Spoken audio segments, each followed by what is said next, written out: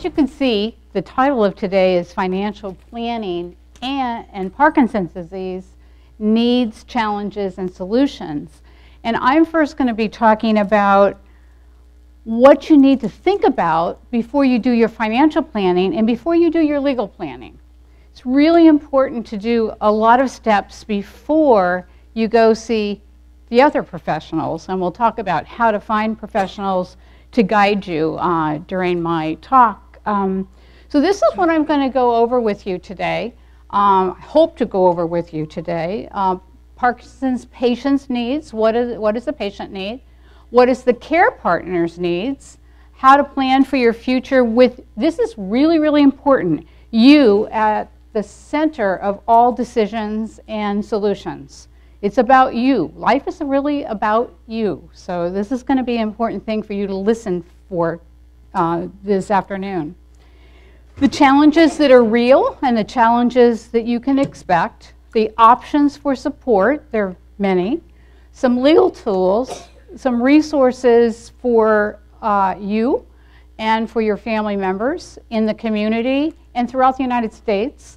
And entitlements. Entitlement is a benefit that you're entitled to, usually related to government service or government work or age-related, and sometimes means-tested, meaning financial.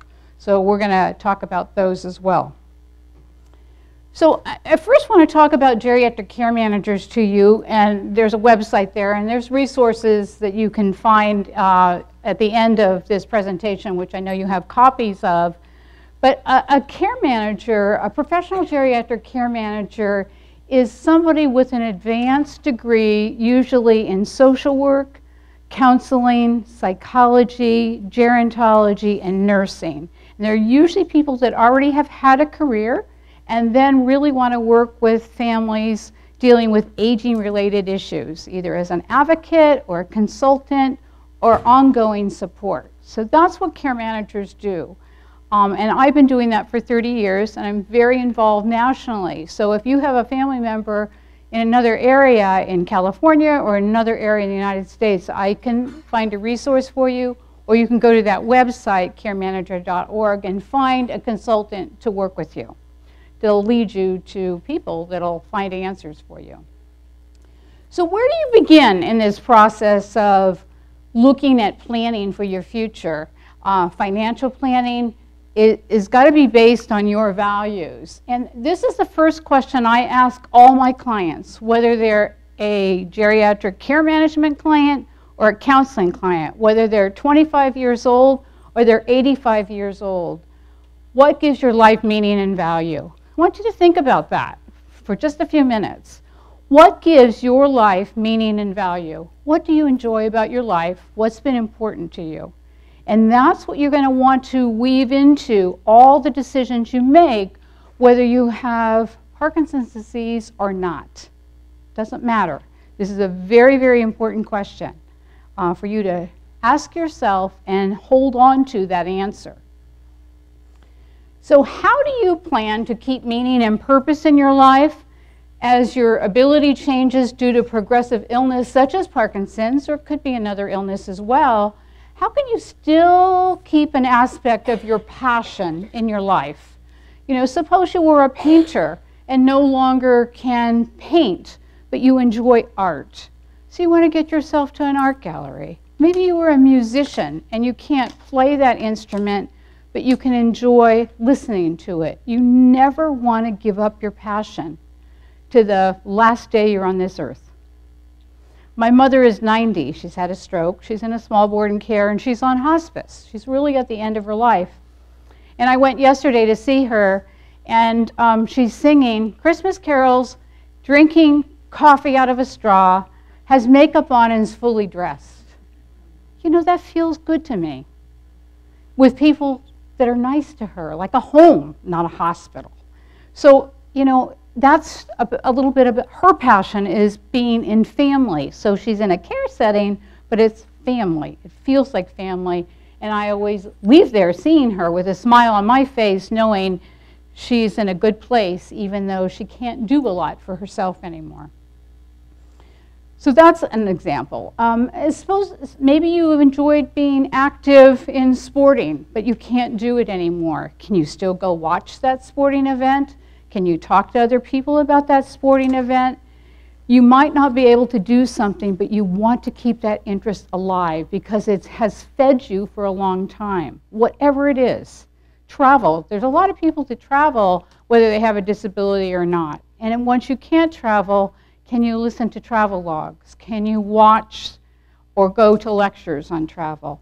Those things you might be able to do. What I want you to think about is whatever it is that gives you passion and makes your life full, you want to keep it in your life. And you're going to want to weave it into some of your documents as well.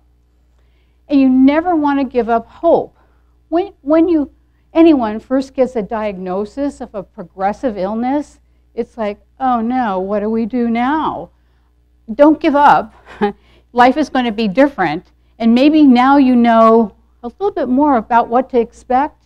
Maybe it's not so unpredictable because now you know what you're dealing with. And you can live around it and with it, make friends with it, basically, and have the life, maybe not like you envisioned, but have a life that you're going to create so it, again, brings value to you and meaning all the days of your life. Very important. So to stay in control, once you know what gives your life meaning and value, you need legal tools to stay in control. I'm not an attorney. We'll have an attorney next time speaking with us, Bill says. But I work with so many families. Every family I work with, I always make sure that they have the legal tools they need. In California and many other states, if you own any property, you probably need a family trust that manages property and sometimes keeps you from having to pay excess taxes after death, probate taxes in California. I'm guessing that's the same in most other states. I don't know about all the other states, but I would guess it's similar. So you want to trust. And in that trust, if you have, you know, I just talked about values. I have values. I have things that are really important to me. There is no place in my environment, my work environment, my home environment, that I cannot look out a window and see a tree. I like trees. You like trees. I don't know what it is about being grounded. It's just something quirky about me. I say in my legal document, this is a value to me. I want to stay in my home for as long as it's possible, financially as well as physically. I'm going to get to what I've done with my home so I can make that happen. So that's one important thing. In your living trust, I also have seen families where the adult children burn out taking care of an aging family member. They're trying to work, they have grandchildren, they have a spouse, and they're just exhausted taking care of grandma and grandpa. Well, I know what geriatric care managers do, so I have in my living trust that I want a professional geriatric care manager, I know Sylvia, you'd love this comment, manage me and not my two daughters. Not because I don't trust them, because I don't want to burn them out. So I actually have real specifics in my legal documents, and you can do that too. If you think about what's important to you, you're going to want to weave it into your document, and that's why, again, I say, talk to somebody before you go write those legal documents, and when you've done these legal documents, they need to be updated frequently. And my recommendation, if you're a single individual and you don't have a spouse or a partner, every year, the month of your birthday, you look at your legal documents and say, yeah, that's what I want. Nothing's changed. I haven't added anybody to my family, or I haven't added an organization that I want to give money to, or I want to do something different. I want to live closer to my grandchildren if I have a disability. You want to weave that into your legal document. Be specific. Special needs trust. Those are trusts that are set up often for people that have disabilities before when they're children, but as we get older, we can have children that are still disabled and adults. Do you have a special needs trust? Is that a place to, I'm not sure if you're going to talk about that, Bill, at all. You are? Okay, good. So that might be a place to go. And there's pooled trusts and all kinds of more complex kind of legal tools that you can use. But a good estate planning attorney, and if you're going to go down the path of Medi-Cal, meaning that one person is going to be in a skilled nursing facility, you're going to probably need an elder law attorney that specializes in helping people qualify for. Medi-Cal is Medicaid. In all the other states, we call it Medicaid. In California, it's Medi-Cal. The durable power of attorney for health and finances, those are two separate documents. The durable power of attorney for health care is in California, we have it in the advanced healthcare directive, and it's a yellow folder if you see them in hospitals and senior centers. It's woven into that document. It is a very, very important document. Everybody in this room, who doesn't have a durable power of attorney for health care? Raise your hand. Just one. This is a good audience. Great, I'm glad you do. But you need to look at that, and you need to get one. I'll get you one. Give me your address. I'll send it to you. So after the age of 18, parents don't get the opportunity of making decisions for their adult children that might have an accident. And they can't talk to their doctor and without that document. So it's a really important document for you to name somebody to make decisions for you. But again, that person, whoever that person is going to make decisions for you, because remember, one of these documents is for finance. The one for health, that person needs to know your values, needs to know what you want and don't want, not what they want. A lot of adult children want their parents forever. They never want to let go, and they never want to make that decision to not resuscitate or to take something away. So you have to be very comfortable that the person you choose to be your advocate, to be your agent, they call it an agent on these documents, is somebody that will represent your feelings, even in a serious crisis, medical crisis, definitely with health care. With finances, it's even more important. If you give somebody durable power of attorney for finances, that person can buy and sell all kinds of things of yours. Do you want them to do that? Are they trustworthy? Are they going to use it for your best being or your values? So that's a document you have to be a little bit more cautious in writing early in your life, because somebody could take property away from you that you might need for your own care in the future. And there is a document called the springing durable power of attorney for finances. And that's the document, maybe some of you have heard it, that you need often. You write this yourself. 2 doctors have to say you don't have the capacity to manage your finances, and then your daughter, your son, your nephew, your wife, whoever it is you've named can take that power and sell and pay your bills for you, manage your financial life. So again, that's a document that you have to be very cautious about who you're giving those powers to. It has to be somebody you trust fully. We're living in a time of a lot of elder abuse scams, and a lot of older people who don't have family are befriended by strangers, and they're losing title to property. I talked at a Rotary Club in San Francisco not long ago, and the police detective said he's getting 1 a month that lose the title to their home by being scammed. So again, being careful who you're giving power of attorney to and what they're going to do with that is extremely important. So the Advanced Healthcare Directive, and then there's a new document, and it's called PULSE. The PULSE form, it's pink. It has to be this color pink. We have them on that Eldercare table back there, and you could pick up one. But this is relatively new. It's about 2 years. The EMT, if you have a crisis and you call the EMT, they will resuscitate you unless you have this form. So if you feel strongly about, as my mother said, and I remember my grandmother saying, when the train comes, I'm ready to get on. or I've had a good life, don't resuscitate me. That's your value. Or I had another lady with advanced Parkinson's many years ago. She was my client for about 10 years. She wanted everything, and she had 2 doctor daughters, and they didn't want their mom to have everything. But she wanted life her way. Also, if you want everything, you want respirators, you want it all, because you want to live every day you possibly can be on this earth, you need this document too. You fill it out and say you want it all, you get it all. There's an in-between thing to say on this document as well. And if you break your leg, of course they're going to fix your leg.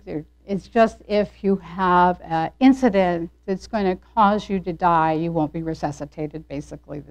And it can restrict some, again, dictated by you, whether you want medications or don't. So this is a really important new document. It has to be on pink. The EMT will not read the Advanced Healthcare Directive. They won't. They're not going to read it because it's lots of pages to go through and find out what somebody wants. They want to look at this document, so it's an important document to have. And we're talking about finances and cost of care. That's a very expensive cost when you have to go to the emergency room over and over and over again.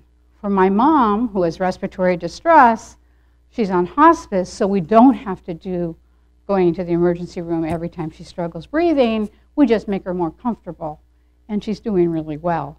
But she has that document, so we don't have to take her to the emergency room every time she has a little crisis. So it's a very important document. It is a legal document that's signed by you and your doctor. It's not an attorney. You don't need anybody else other than you and your physician. Sign it, you keep it. You can make copies, but if you make copies, make sure they're all on pink paper, that color pink paper. Conservatorships. If you haven't done any of these things that I talked about with your finances, you haven't given any directives, and you lose capacity, somebody in your family or somebody in your community or the county will go through a conservatorship process to take over paying for your bills and paying for your care. A conservatorship is very costly. I would guess it's about $10,000 in legal fees to go through a conservatorship. Families save that money when they do a family trust. And if the family trust has who will make decisions for me and what kind of decisions do I want them to make. Again, you could design this yourself, and it's really important. This is important to finances as well as the quality of life for you and the person you're caring for. Okay, being prepared is not just for the scouts. Care partners, if you're a care partner, do you have someone who knows your wishes? Do you have someone who knows your wishes and your values for taking care of your family member that has a progressive illness and for taking care of you? One of the things I've seen happen in my professional career, which is now 30 years, is the primary care partner, could be a spouse, has a serious problem before the person they were caring for. Usually that's a result of over-caring. We're going to get to caring for the care partner in a minute as well. So when that happens, you have to think about both parties. We all are going to need advocates at some point in our life. So who's going to be the advocate for the care partner as well as for the person that has a progressive illness? So that's a very important question to ask yourself. And does that person who's going to pick up for you know what you want? I used to do a little bit of legal work. I have one legal case, and the mom had a special needs son who's now 61. She passed on, but 15 years ago, she hired me because she wanted, when she died, her son to have the life she was giving him, and he does now, because she had me. So I advocate for him just like the mom did, because there was no other family to do it. So she found an advocate, a professional advocate, but you can find a family advocate. There are professional advocates. I don't do that kind of work anymore, but there are professional advocates. I know lots of them that are very reliable and responsible if you happen to be a person that doesn't have a lot of family. That does happen too. There are people that they're the only one. So you need somebody who's going to be your advocate and know your values. Again, it's your values. This mom with this 60-some-odd-year-old son, she wanted him dressed in Nordstrom's clothes, not Walmart. She wanted him to go to concerts and plays. She wanted the money used to make his life what she made it. She didn't want the money to stop and go to family members or to a foundation, which it will go to at some point, but that's what she wanted for him, and she definitely had it written down legally. If you're the Parkinson's patient, this is important too. Have you told your care partner, sometimes we don't have these honest conversations, what you want and don't want, if you might need more care? Have you said, you know what, if I need more care, let's move to assisted living. Or if I need more care, can we afford to hire somebody to come in so you don't tire or burn out or have a health issue yourself? Talk about it honestly. Talk about what you want. And realistically too, because when we have a progressive illness and we know it, I have Alzheimer's. I think I do have Alzheimer's. I have arthritis in my fingers. It's like Alzheimer's. They forget what to do. But I know that it's going to progress. Maybe it'll stop one time. But I know that when I make changes in my home, I have to think about my own disability and what do I want? Do I want to stay in my home? Well, I've already written in my legal document I do. But at some point, maintaining a home, if you're alone and if you have an illness, and maybe you want more privacy and you don't want somebody in your space, you move to maybe a facility that has care that comes only when you need it and not in your house all the time. Or maybe you want to stay in your own house with 24-hour care. That's going to be your choice. And definitely that's an expensive option, but not as expensive as some of the other options as well. And whatever you decided your desires are, you have to have it in writing. You have to have it in your documents. Or you have to make sure that person who's going to be your legal advocate is going to see that you do live in a place where you can have Fluffy and Perky and the monkey and all those other little fuzzy things that you have in your life. If that's important to you, you want to keep that in your life, and you want that advocate to make sure that wherever you go, you can have what's important to you, what makes your life full and rich. So the care partner needs. Knowing what to expect on the journey. It's really important to get yourself education, but too much education is overwhelming. If you read too much, you think it's all going to happen to you. When I took a class in psychopathology, I thought I had every mental illness there was that they talked about. Every time I read something, it's like, oh, maybe that could be me too. Sometimes we need to be prepared. We need to understand the course of an illness, but we're all individuals. These are all different bodies sitting here. We're all going to experience an illness somewhat similarly, but differently, depending on, they call it comorbidity. We have other issues going on. We could have cardiac issues. We could have arthritis. We can have respiratory problems. We could have a multiple of other problems, or we might only have the progressive illness. But what we need to do is to kind of plan for that and know what to expect without it coloring our days. That's what I'm going to end with, because I don't want us to color our days bleakly. There's a book called The 36-Hour Day, and it's written mostly for Alzheimer's disease, dementia. Dementia sometimes can be an element of Parkinson's, not always, but it can be. And what I've told my families with that book, I love it. It's my favorite book on that specific illness. Do not read it from cover to cover. It's a resource book.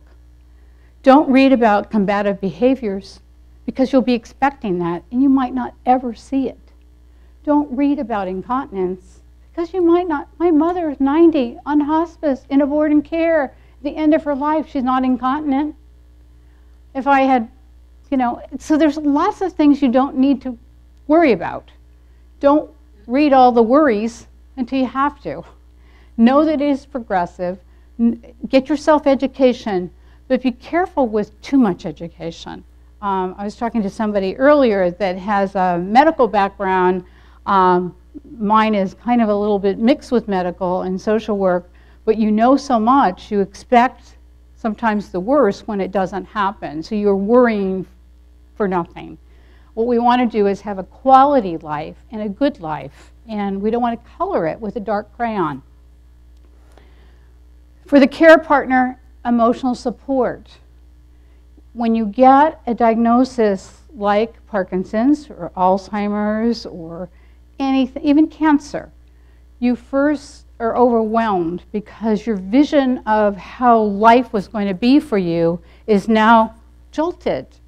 And you have to reframe where you're going to go. And you want to go with that first question I asked you, values and meaning. But you're first very much jolted. So you need emotional support. And sometimes that care partner needs it from a support group. Support groups back there that happen here, right? Support groups happen all over the Bay Area, happen all over the state of California, happen all over the United States. You want to get in a support group because all your feelings are valid, from frustration to anger to disappointment to happiness. You're entitled to be happy, care partner. And care partners often feel bad when they're happy because their partner can't be happy too, they think. But the partner is happy seeing their caregiver take care of themselves. I worked for Family Caregiver Alliance, which is a wonderful resource in our area once, and a gentleman I went to see, he had had a stroke. His wife was his full-time caregiver, and he did not want to go to a respite day program. No, I don't want to go there. All those people, they're terrible. I don't want to be with them. And I said, one thing he told me is he couldn't do anything for his wife anymore. I said, you know what? You could give her a spa day. If you went there, she can go to the spa and you're giving it to her. It changed him completely. He was finally able to give her something. He didn't realize that. And he's a wonderful, caring gentleman. And what happened at the day program, he became kind of a leader. And instead of going twice a week, he asked to go more days a week. So it became a purpose for him because he had a lot to contribute. He was a very intelligent, very interesting man, traveled. Direct care support. That means hiring somebody to help you, maybe help you clean the house so you can spend more time with your family member that needs direct care. So that's care in the house that you hire. That's direct care. None of us can do 24/7 care. We can't. We're not humanly made to care for somebody 24 hours a day. Our heart and our love might want us to, but we physically can't. So we have to, I call it sharing the caring. Prepare yourself to share the care. I had another family that, a client of mine, she's been my client since I helped her with her parents. She's now in her 80s. She fell and broke a hip. In the midst of a move, mind you. She fell and broke a hip. Her family, her friends, they're not family, her only family's in the state of Washington, but friends took shifts. Every hour of the day that she was in a hospital, somebody was with her. That is amazing. It can happen, but we have to ask for it. It won't happen unless we ask for it. Sometimes we get pretty stoic as individuals. We think we could do it ourselves. We need support.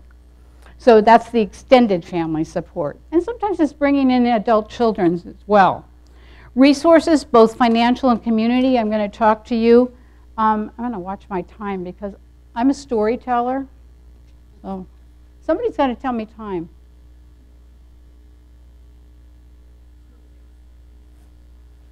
How? 2:06. Yeah, but how much more time? 10 minutes? Okay. Can you all stay for a day or two? I'll go faster. The Parkinson's patient's needs. Definitely you need excellent medical care. When I say excellent medical care, if you know about the Parkinson's Institute, you probably are connected to excellent medical care because we're very fortunate in the Bay Area. We also have 2 major university hospitals that are great. So you definitely want a neurologist that specializes in Parkinson's. And there's Lewy body dementia. Everybody familiar with that one? Okay. And that one, vivid dreams, frequent falls, and it's very much gets confused with Parkinson's and Alzheimer's disease. So there's a handout on that Eldercare table more about that one. A good neurologist is going to be able to sort that out. And the reason why that's important, because of medication management, because giving some of the medications that are given to Parkinson patients to people with Lewy body dementia complicates care and quality of life. So you really want a good diagnosis, very important. Staying active physically and mentally with Parkinson's disease. You want to walk, you want to exercise, you want to have a personal trainer, you want to dance. Music seems to get people moving. You want to stay as active as you possibly can. You need a supportive family advocate who is going to be able to support you as your needs change and know your values. And you have to be realistic about planning for your future. You want to make your wishes known. Don't be shy. Don't think that people should know what you want. You really need to articulate that. And you want to know, you want education about resources, new methods or treatments. That's why you want to be connected to the Parkinson Institute for sure. But you want to stay what's current.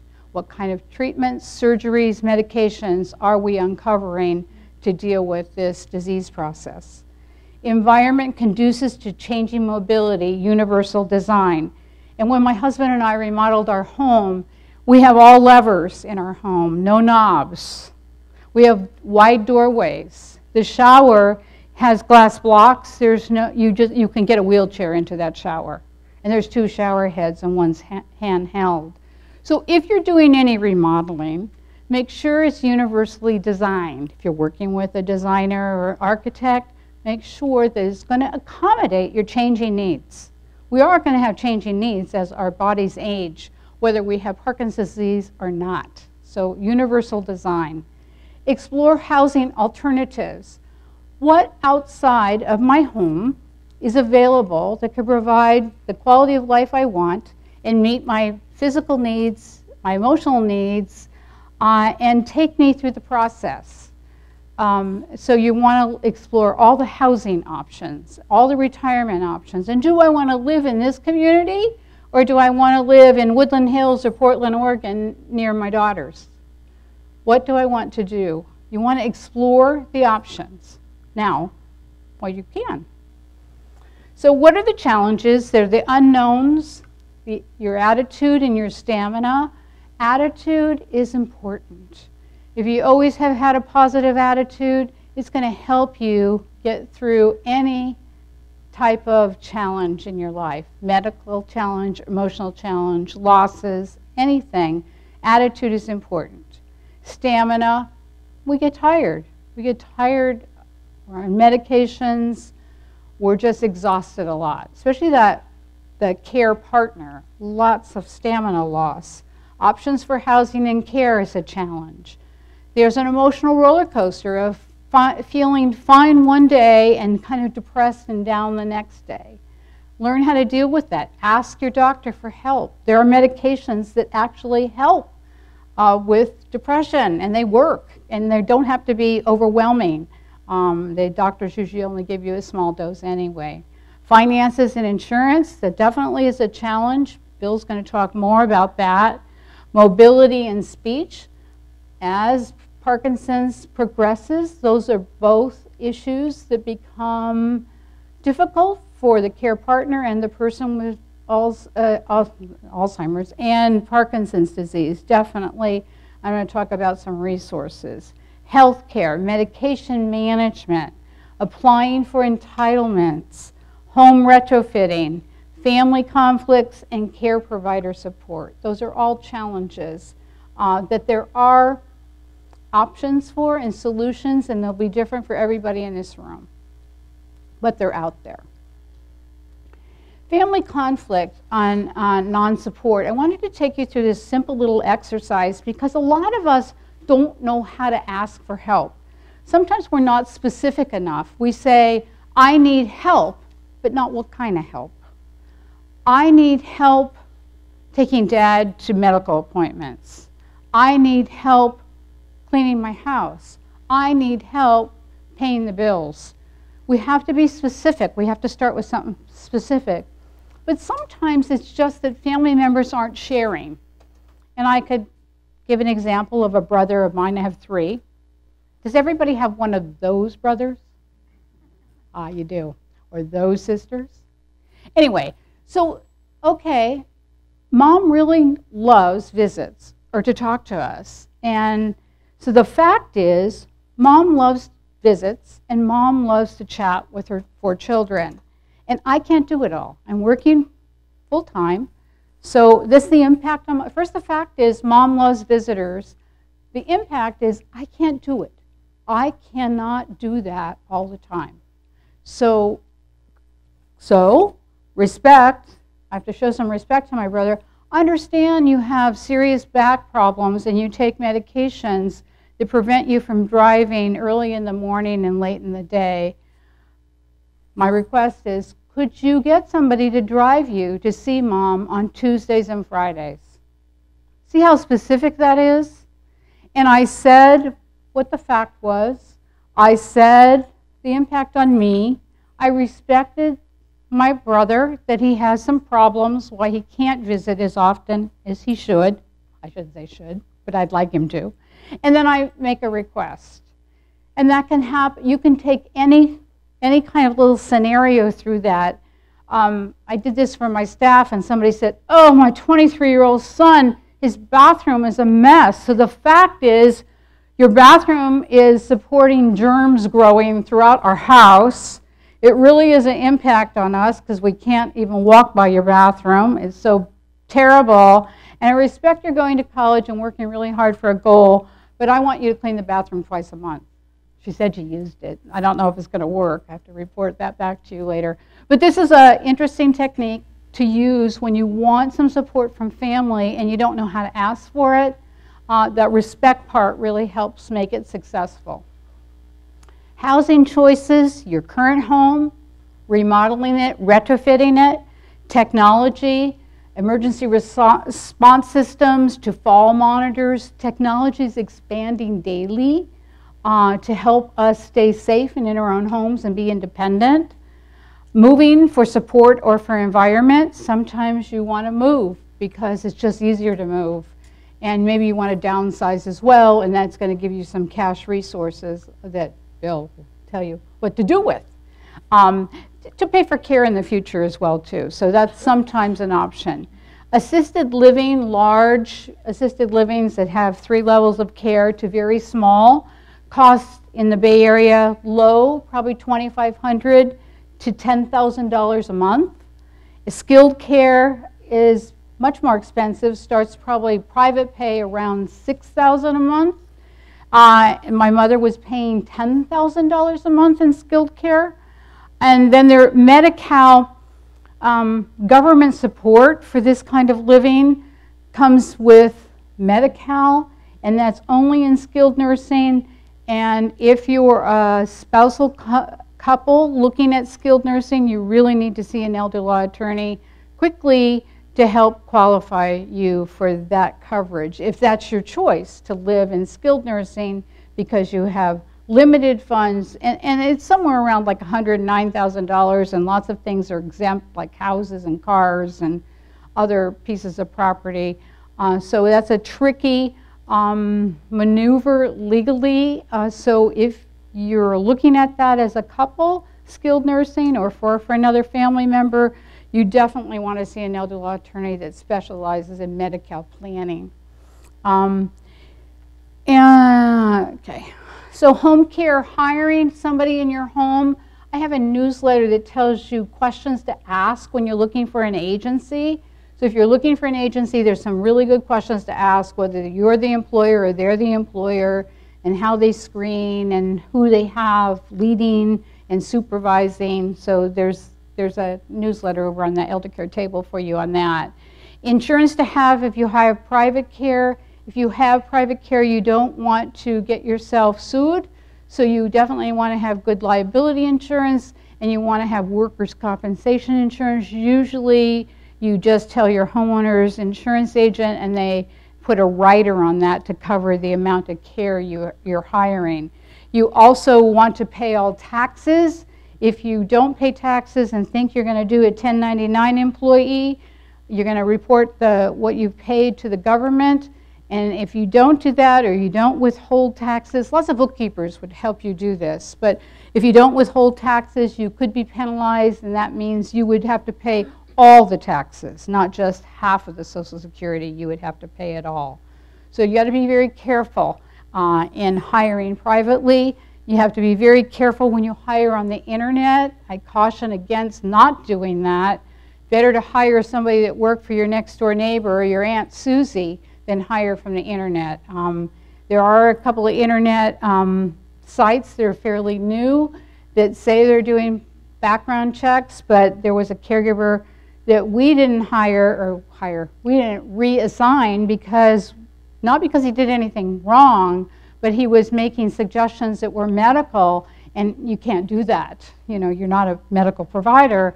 So we didn't want him working for us, but we found him on one of these internet sites. So you have to be careful in hiring somebody. You want to really do good screening. The cost for agencies in the Bay Area is anywhere from $18 to $30 an hour. Often long-term care insurance will cover that, all of it, part of it, after a deductible. If you're on Medi-Cal or in-home SSI, you can get in-home supportive services to cover some hours of care as well.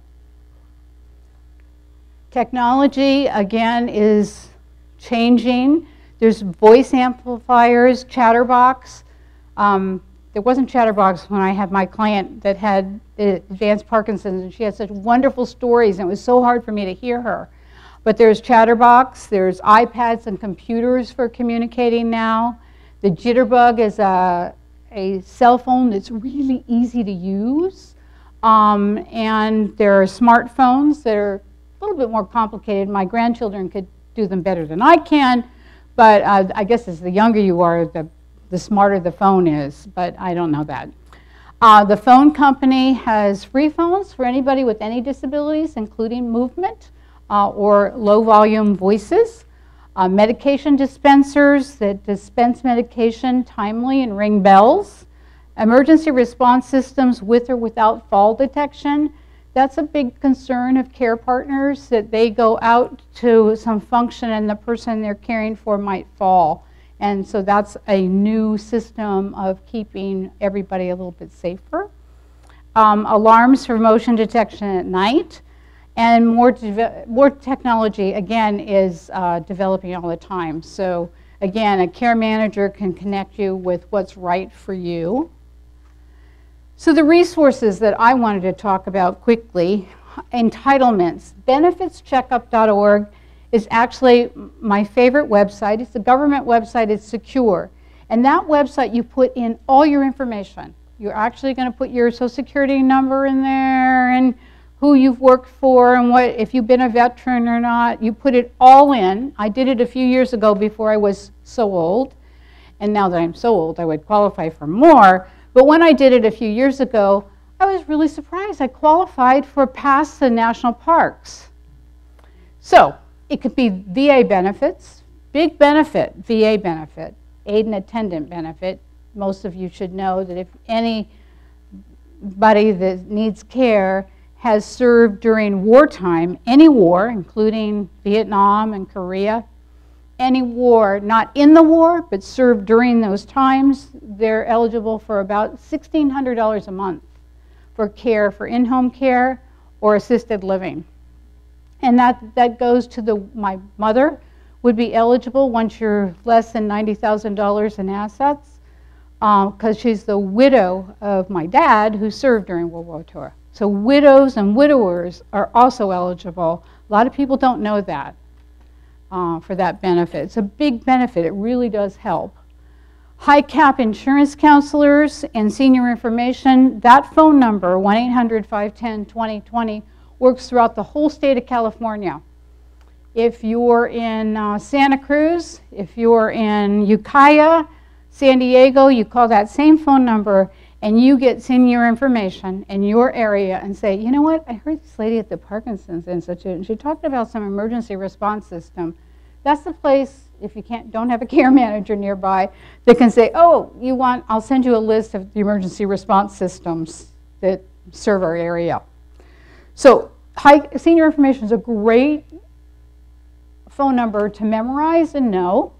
High cap is the health insurance counselors help you with insurance problems, getting your insurance benefits paid if you're having a struggle.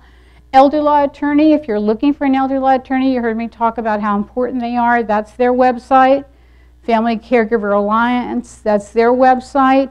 Eldercare Answers, that's our website, and we can connect you with any resource or help advocate for you in any manner. So the goal is to live life in the moment. This is a little wisdom from Linda, but only after you've explored all your options and consulted with experts with experience. And this is really important, and some insurance company is using this line, and I decided to steal it. Expertise matters. When you're hiring an expert, how long have they been doing it? The elder law attorney, the financial planner, the geriatric care manager, are they certified in their profession? How long have they done it? And can you talk to some people that might have used their services? Use experts. Don't use somebody that just has a title that sounds like an expert. It's very important. You know what you like and desire, and you're realistic to your human abilities. We aren't super people. We wear out. We tire. Know what's realistic, what you can and cannot do. And keep a positive attitude. You don't have to be down because you can't stay up all night and then stay up all day. You're going to be depressed if you don't take care of yourself. You continue to stay engaged no matter what the journey sends your way. One thing about social engagement, people that live a long life, they have losses. People that live to be 100, they've had lots of losses. But those who are positive and engaged in life are healthier and happier. Losses are part of life, but how do you keep that attitude? You might have to take a yoga class or a meditation class. If you're a worrier, you need to learn how to not be a worrier, to give up worrying. What do you replace it with? That's my information. And questions? I zipped through the last few slides, sorry about that. And if you have a question, would you let Becky get it on the mic so everybody can hear? I want to Thank you. But you must have come with questions. Any questions for Linda? I'll run over to you. Okay, great. What does POLST stand for?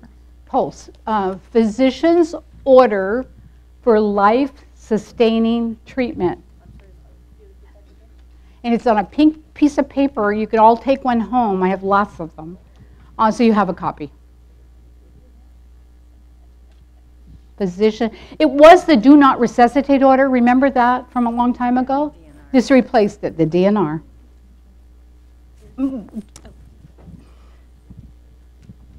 So did you say that's effective only in California, or is it all over the nation? If you look up Pulse on the internet, it'll show you what states have a Pulse form, and they're different colors in different states, of course.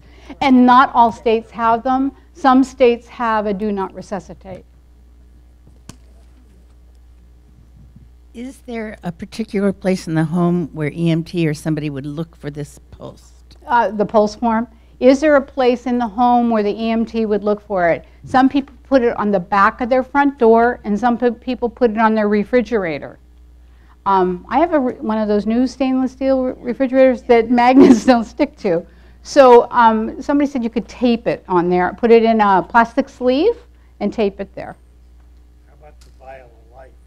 Vial of Life is something that we had many years ago when I first started doing this kind of work 30 years ago, where it's put in the freezer and there was a little emblem you put on your door that said you had one. They'll still look for that, but it's really hard for them to go through the peas and the chicken and the popsicles to get to it. So they're kind of playing that one down. And the Vial of Life now has a little plastic envelope, just like I said, you can put the pulse form is, where you can put your information in that as well. That's a list of medications and doctors and diagnoses in the Vial of Life.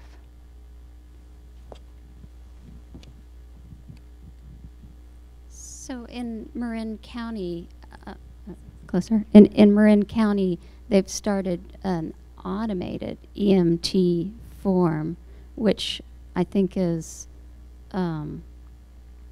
it's probably the pulse form that you then send to the EMT. So you fill it out online and Fill it out online. and then they have all of your information. So when they show up to your house, they already know everything. They don't have to look. So that's one county, if you heard that, has in Marin County, the EMT, you record it there. Sylvia? I have a question then. So how does the physician sign it if you're completing it online? Yeah. The Marin County didn't require physician signature. It was all from you. But it's a doctor's order. Well, it won't be the pulse form then because it must be some other directive. It must be like the Vial of Life. It's your information because the pulse form has to be signed by the physician and it has to be pink for the EMT to respond to. But counties do their own thing too. You know, we're all mavericks around here. Every little community can do what they want to do, and some do it differently and some do it more effectively.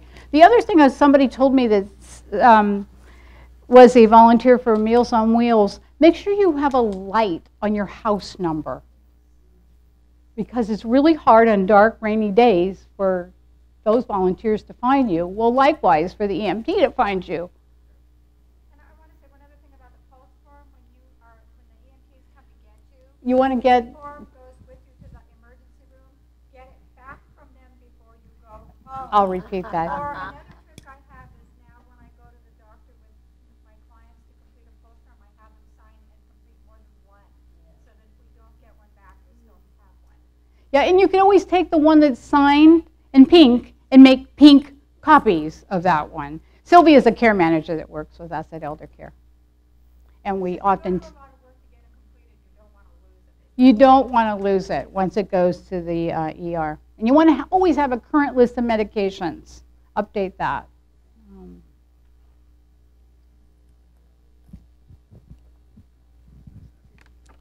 Are reverse mortgages a reasonable alternative for financing some Yeah, of these issues? it's a reasonable alternative as long as you use the money wisely. That's a reverse mortgage is an option. There are less and less lenders doing them. Maybe Bill could speak to that. The real estate market has not been a happy place. It's turning around a little bit right now. So less and less lenders, Bank of America stopped, I think Wells Fargo stopped. So some major banks that were doing it now longer, they're not doing it. But you can take the equity out of your house.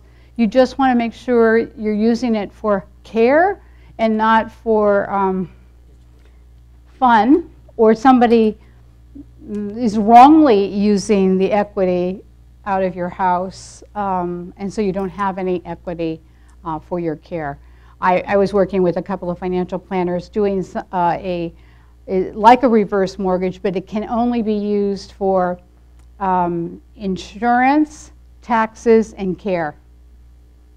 So it's kind of specific to care, and that'll be a pilot project that will start in the Bay Area, hopefully in the near future. So 2 more questions? Right over. If I wanted to look, say, for a reference on writing a trust or a family trust, is there good references for that kind of thing? Writing a family trust, an estate planning attorney would, or an elder law attorney might as well. So you can go to NALA, and when you go to that NALA website, It has attorneys and it tells you what they specialize in. Not everybody does medical planning. A lot of them would do a lot of trust. If it's someplace in the Bay Area, you could send me an email and I could send you a list of 6 wonderful attorneys that could help as well. Do you have any suggestions for finding alternative trustees for special needs trusts after your own death for your survivors? I do. Other than banks or that require a high level assets to keep the trust going. Yeah. Professional geriatric care managers work a lot with professional fiduciaries. We're a great team. We work a lot together. We find them to help our families, and then they use us to advocate for their clients. So if you send me an email and tell me where you live, we could find at least 3 or 4, right, Sylvia? Yeah. So that's a private fiduciary when there are no family members or family members that are existing. You never want to manage your finances for various reasons. Some emotional and some financial. That brother or that sister or that kid. You notice I didn't mention my son.